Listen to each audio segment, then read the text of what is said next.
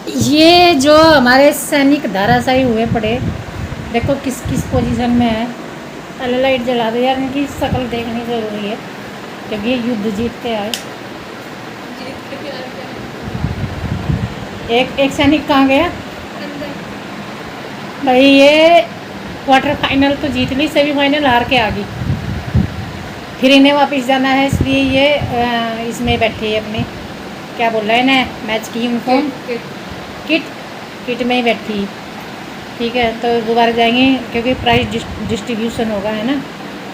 Third prize मिलेगा, third prize मिलेगा। अरे कोई बात नहीं यार, इससे कोई फ़र्क नहीं पड़ता। गोल्ड मेडल लाए थे जब, इतने सारे लाए हो, वो भी तो लाए। हाँ, सो सो गया भाई वो महारथी अंदर जाके, वो सोया पड़ा, देखो वो सोया पड़ा, सोने दो।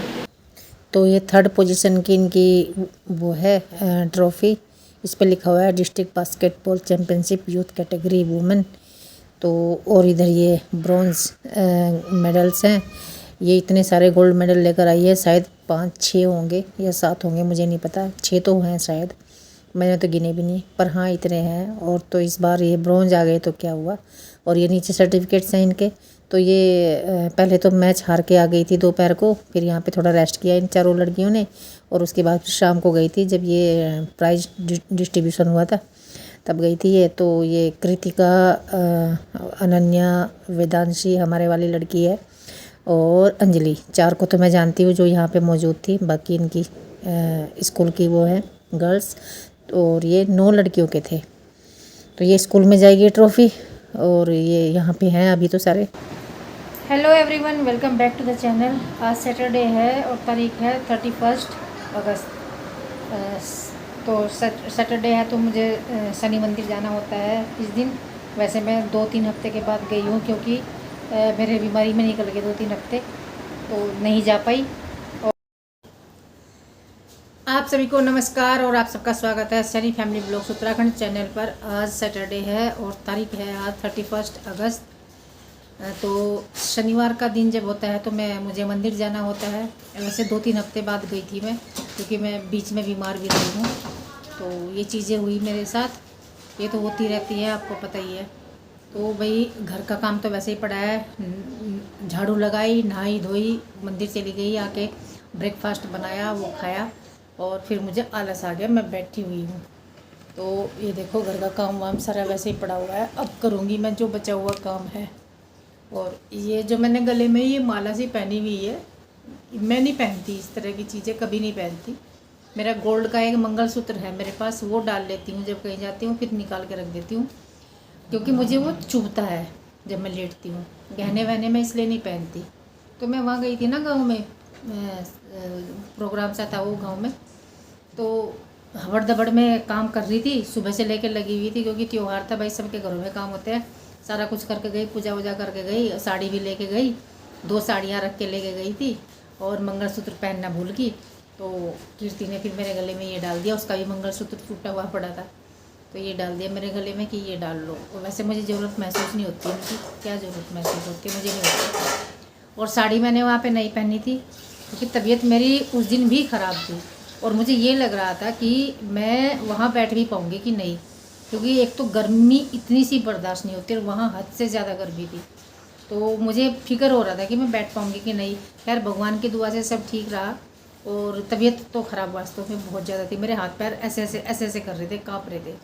तो मेरा बीपी की तो मैंने दवाई ले रखी थी, फिर भी ये सारी चीज़ें हो रही थी मेरे साथ, होती हैं। तो साड़ी वाड़ी इसलिए नहीं पहनी थी, मैंने कहा एक तो तबीयत ख़राब है, करूँगी क्या साड़ी पहन के, अपना गाँव का प्रोग्राम है, अब जैसे कपड़े हैं वैसे में ठीक है। गाँव में क्या किसी को वो करना, जब बड़े प्रोग्रामों में जाते हैं, कभी सम्मेलनों में, वहाँ पे अच्छे से तैयार होकर जाना होता है। तो ये है, इसलिए मैंने फिर साड़ी नहीं पहनी थी। मैंने आपको बोला था कि 7 तारीख का भी मेरे पास निमंत्रण है, वहाँ से कार्ड भी आ गया है। और वो 2 साल से मेरी तरफ से बात चल रही है कि मैं आऊँगी, इस बार नहीं आई, इस बार आना है, इस बार नहीं है, इस बार आना है। जून के महीने में मैंने बिल्कुल हाँ करी हुई है, जून के महीने से, कि मैं इस बार आऊँगी। तो मेरी जो बहन है नीमखेड़ी, वहाँ बहुत बड़े लेवल पे बहुत अच्छा वो लोग पूरा गांव मिलके वो करवाता है माता रानी का जागरण। वो होता है गणेश चतुर्थी को, तो बहुत अच्छा कराते हैं। और वो आसपास के जो भी हैं सबको निमंत्रण भी भेजते हैं। भाई जो वहाँ की टीम है लड़कों की, जिन्होंने ये सारा जिम्मेदारी अपने सर पे उठाई हुई है, समिति जो बनी हुई है, उसमें मेरे दोनों भांजे हैं, अखिल और निखिल। और कीर्ति भी उन्हीं के परिवार से है, मेरी देवरानी कीर्ति के भाई हैं। तो यहाँ पे कीर्ति का भाई आया था, वो कार्ड दे के गया है। तो ये है। और मेरा जो भांजा है निखिल, वो वहाँ पे भजन भी उसमें गाता है, क्योंकि वो बहुत अच्छी सिंगिंग करता है। क्लास भी ज्वाइन कर रखी है उसने म्यूज़िक की, तो काफ़ी अच्छा गाता है। तो उसकी काफ़ी इच्छा रहती है उनके कि मौसी आए मौसी आए। तो इस बार मैंने उन्हें हाँ कर रखी, जून के महीने से मैंने मोहर लगा रखी कि मैं आ रही हूँ। और 7 तारीख में प्रोग्राम है, 6 तारीख में मेरा जाने का प्रोग्राम है। तो सैनी जी का अभी भी कंफर्म नहीं है कि सैनी जी जाएंगे या नहीं जाएंगे। और मेरे भांजे ने बोला है अखिल ने कि यदि मौसा जी नहीं आ रहे तो हम मौसी को लेकर आएंगे, और हमें पहले ही बता देना, क्योंकि 4 तारीख को हम ले आएंगे कि उसके बाद हमें 5, 6, 7, 8 इन तारीखों में हमें बिज़ी रहना है, हमारे पास टाइम नहीं है। तो जाना तो है, सैनी जी मेरे साथ जा रहे हैं या नहीं ये नहीं पता। यदि ये नहीं जा रहे तो फिर वो मुझे लेने आएंगे, मैं तब जाऊंगी। अब देखती हूँ भाई क्या होता है क्या नहीं होता। अब मेरे से आज मैं कवि सम्मेलन कर लेती हूँ रात के 12-12 बजे तक मंच पे बैठना, और दर्शकों में बैठना तो आसान है। हम पैर फैला के बैठे हैं, कैसे बैठे हैं, नींद की झपकी ले ले ना ले ले, वो बहुत आसान होता है। मंच पे बैठना बहुत मुश्किल होता है। हम कई कई घंटे मंच पे बैठते हैं, वो भी रात के समय। तो इससे मुझे प्रॉब्लम नहीं है, प्रॉब्लम उससे है जब मेरी अगले दिन हालत ख़राब होती है। और अपने घर आ जाएं तो बात अलग है, किसी कहीं और जाके मुझे नींद नहीं आती। मेरी सबसे बड़ी प्रॉब्लम है, मुझे नींद नहीं आती, 1 मिनट नींद नहीं आती मुझे, 1 सेकंड नहीं मैं सोती कहीं जाके, ना दिन में ना रात में, सो ही नहीं सकती। आप मुझे बिल्कुल एक सिंगल कमरा दे देंगे और कोई डिस्टर्बेंस नहीं करेगा, दरवाज़ा बंद कर देंगे कि यहाँ पे कोई नहीं आएगा, सो जाओ, फिर भी नींद नहीं आएगी मुझे। ये बड़ी प्रॉब्लम है मेरे साथ। इस वजह से मैं कहीं रात को नहीं रुकती, मुझे रात को घर आना ही आना है। तो देखूँगी भाई क्या होगा, जो भी होगा देखा जाएगा। मैं वहाँ पे इतना रही हूँ, जब शादी से पहले मैं LLB कर रही थी, मैं मतलब काफ़ी रह के आई अपनी बहन के यहाँ। मैं अपने घर ना आके उधर जाती थी, क्या बोलते हैं, जब छुट्टियाँ होती थी तो मैं अपनी बहन के उधर चली जाती थी। मुझे अपनी बेटी की तरह उन्होंने माना हुआ था, और बेटी की तरह ही वो मुझे वो करते थे। कभी दाल, कभी चावल, कभी मावा निकाल के दे दिया, कभी दूध, कभी दही, ये सारी चीज़ें उधर से आती रहती थी मेरे पास। मुजफ्फरनगर मैंने मुजफ्फरनगर से LLB की, तो वो सारी चीज़ें याद आती हैं कि मैं रही भी हूँ यहाँ, ऐसी बात नहीं है। हालांकि मेरा मन नहीं लगता था वहाँ, फिर भी रहती थी, क्योंकि मेरी बहन थी, मेरी बहन जो कि जिसमें मैं अपनी माँ की छवि देखती हूँ, वो वाली बहन वहाँ पे रहती है।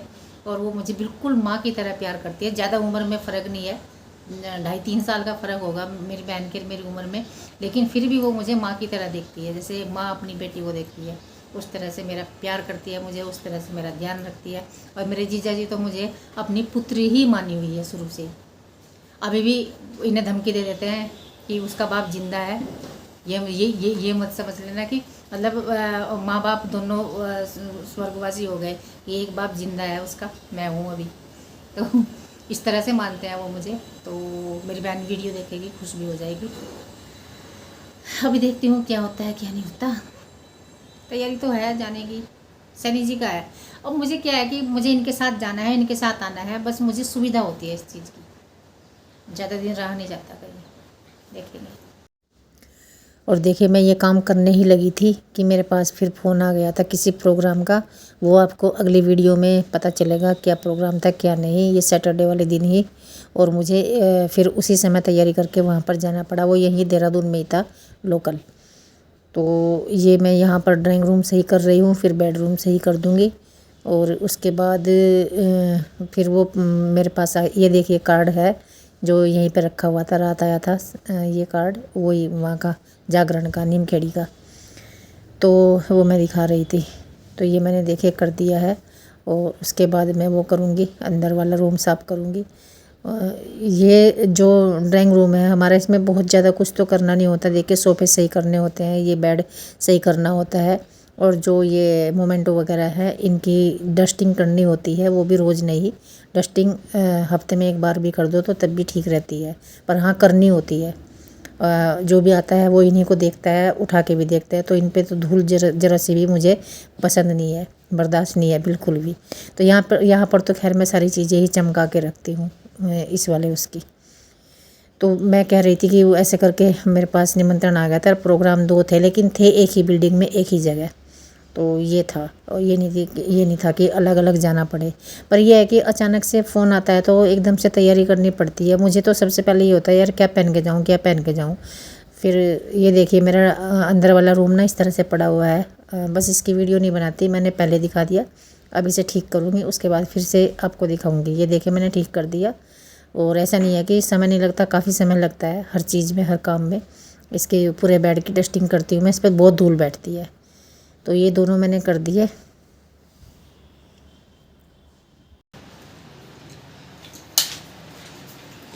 ये लड़की बना रही है इधर पास्ता, बना लिया इसने पास्ता, फिर ये और मैं दोनों मिलके करेंगे किचन की सफाई, बर्तन की सफाई, और इनका कमरा रह गया अभी, ये करूँगी। अब बस किचन की सफाई होते ही काम ख़त्म। आपको एक जोक सुनाऊं?